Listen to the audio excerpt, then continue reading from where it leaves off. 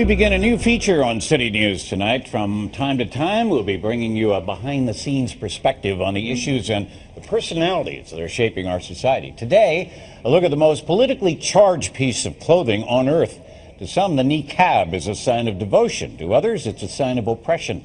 On the debut of our new feature, the Inside Story, Avery Haines now unveils one woman's reasons for covering her face from the world. Avery.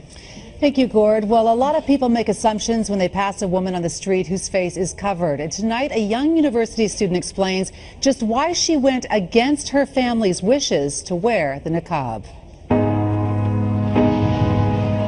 How does it feel to be almost completely covered except for your eyes and to be bombarded by images of nearly naked women?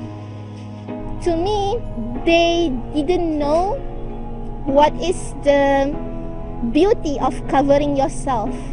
They might not yet understand what is the beauty of preserving your beauty.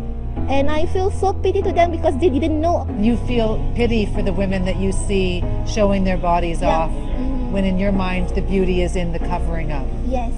Noor is a U of T student from Malaysia, studying Near and Middle Eastern civilization and women's studies. Before she began covering her face a year and a half ago, before I'm wearing it, I really care what people think about me. But I think that's how long I want to be the slave of other people's judgment. I want to be free.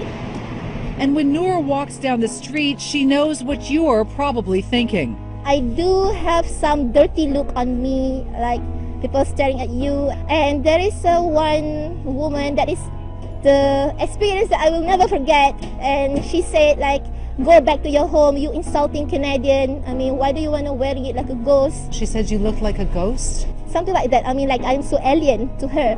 There are people who will look at you and wonder who's forcing you to dress like this, who's forcing you to wear that you don't see yourself as a strong enough woman to make your own decisions.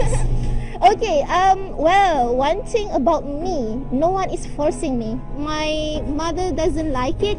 She worry about my safety. What if someone just provoke you? What if someone just do bad thing to you because you're just wearing a niqab?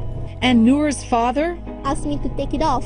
He bought like a book, the story about the niqab, to understand what is really mentioned in Quran. And does he understand now? Yes, now he understands, and he said to me, well, if you want to do it, just do it. Why do you feel the need to cover your face? How does that bring you closer to Allah? How does that make you honor your religion? It's just from my little heart that I want to do something that is not required in religion. By wearing niqab, I feel like I'm struggling, I'm striving every day, trying to make my intention sincere and pure and only for him, not for human. Do you feel that you have the same value on this earth as a man? Of course. Who said that I'm not valuable? Maybe in some culture, in some society, they are being forced. I'm not denying that can happen, but that is the sad thing. Will you choose your own husband, or will your father? Of course, I'm going to choose my own husband. I mean, husband is a person that you're going to spend your life with, and to me, husband is kind of like deciding your heaven and hell. If you were to become a Canadian citizen, you would be asked to remove it. How do you feel about that? I feel that in certain circumstances, you have to adapt with people because you are not living alone. You are living with society.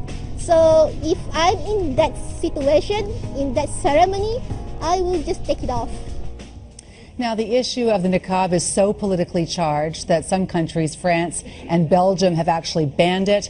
The Supreme Court of Canada is right now discussing, hearing arguments of whether or not to ban them during court cases. This is a complete reversal of the kind of controversy we're used to about the niqab, the hijab, and the burqa, where women are being told to wear them But here you have a woman who's wearing it over the objections of her own father. Well, and actually going and suggesting that her dad read a book on trying to understand her decisions, on sort of going back to some of the more traditional aspects of her culture. Yeah. But she's quick to point out that there are cultures and communities where this does represent oppression. But her philosophy is, her feeling is that when she looks at Western women, that we are more enslaved to sexuality and to that kind of life than she's enslaved by wearing the niqab. Matter of perspective. That's right. All right, thank you, Avery. We'll look forward to the next one tomorrow night. Watch for Avery Haynes with the Inside Story again tomorrow here on City News at 6.